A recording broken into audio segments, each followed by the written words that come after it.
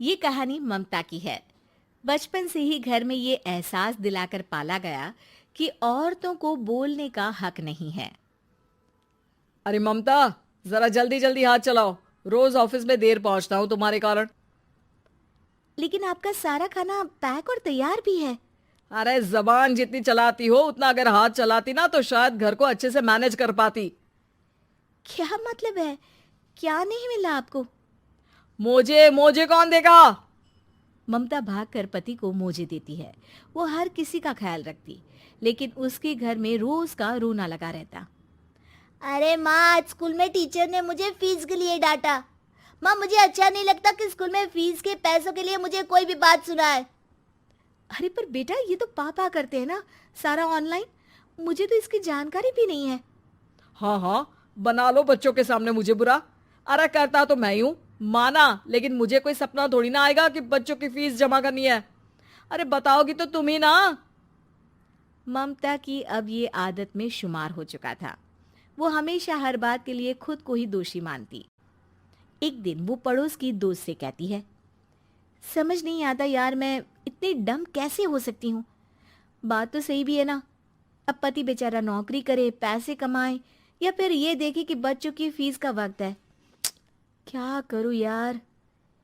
पता नहीं, मेरे पति तो सारा काम खुद ही करते हैं। वो तो कहते हैं कि तुम थक जाती होगी, सारा दिन घर बाहर बच्चे। तो अच्छा, ऐसे भी पति होते हैं क्या? अरे क्या बात कर रही है? भाई साहब कभी तुझे किसी बात के लिए सुनाते नहीं? किसने कहा नहीं सुनाते? अरे ये पति चीज ही ऐसी होती है कि बिना पत्नी को सुनाए उन्हें चैन की नींद कहाँ आती है। तो तू भी परेशान रहती होगी कि कैसे, क्या, कब भूल गई। अरे वो तो मुझे बस इस बात के लिए ताना देते हैं कि मैं वक्त पर खाना क्यों नहीं खाती या पार्लर जाकर अपनी साज सज्जा क्यों नहीं करवाती। पड़ोसन बोल ही रही होती है कि ममता के बेटे की आवाज आती है। अरे माँ, क्या हो गया? लग नहीं रहा कि आज आप मुझे पानी भी देगी। अरे कब से खाने के लिए वेट कर रहा हूँ। अरे यार, मैं चलती हूँ। बेटा खाने के लिए वेट कर रहा है, मैंने उसे खाना भी नहीं दिया। अरे 12वीं में पहुंच चुका है तुम्हारा बेटा, उसे बोलो खुद पानी लिया करे। मैंने तो अपने बच्चों को काम करना सिखाया है। अरे यार, खुद की भी तो कोई लाइफ है। माना जब नहीं कर सकते थे तो किया, लेकिन अब इतने बड़े बच्चों की हर बात मानेंगे तो मुश्किल तो अपने को ही होगी। ममता को पड़ोसन की बात में दम तो लगता है, लेकिन करे क्या, आदत भी तो खुद ही ने डाली थी। ममता घर जाती है कि तभी बेटी आ जाती है।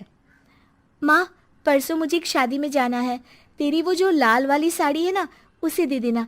मैं आज जाकर टेलर को दे दूंगी, वो उस साड़ी से सूट बना देगा। अरे नहीं नहीं तारा, वो मेरी माँ ने मुझे दी थी और उस साड़ी से मेरी काफ़ी भावनाएं जुड़ी हैं। तुमको ना मैं दूसरी साड़ी दे दूंगी। ओके, कोई बात नहीं, लेकिन आज दे ही देना पक्का। तारा माँ की साड़ी से सूट बनवाकर पार्टी में जाती है, लेकिन जब वो पार्टी से लौटती है, क्या है, मैं तो समझ ही नहीं पा रही हूँ। अरे जब वो साड़ी मांगी थी तो ये छल्ली सी साड़ी क्यों दे दी? मैं ही पागल थी जो इस साड़ी का सूट बनवा लिया मैंने। माँ, जानती भी हो कि कॉलेज में मेरी कितनी हंसी उड़ी। तभी वहां ममता का पति सुनील आ जाता है। अरे गवार औरत, जब बेटी साड़ी मांग रही थी तो दे देती ना।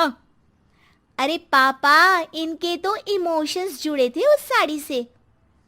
ममता इतने सब के बाद भी कुछ नहीं बोलती। मेरी बेटी की बेइज्जती हो गई। मैं बिल्कुल बर्दाश्त नहीं कर सकता ये।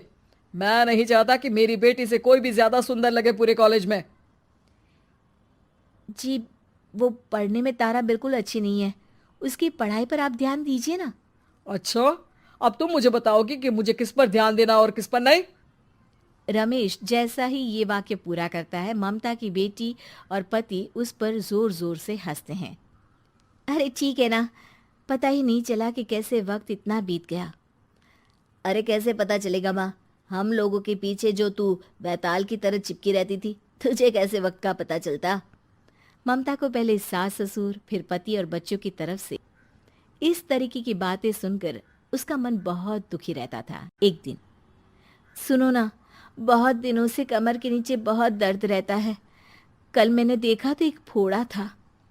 अरे ममता, एक बार अपने पति से बात करो, वो तुम्हारा फोड़ा डॉक्टर को दिखा देंगे। अरे नहीं नहीं, वो तो गुस्सा हो जाएंगे। अरे क्यों गुस्सा हो जाएंगे? तुमको दर्द है?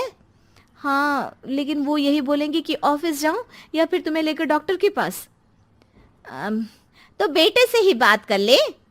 अरे वो तो मैं कर लूं, लेकिन फोड़ा है ऐसी जगह कि उसे बताते मुझे शर्म आएगी। लेकिन कुछ ना कुछ तो करना जरूरी है ना।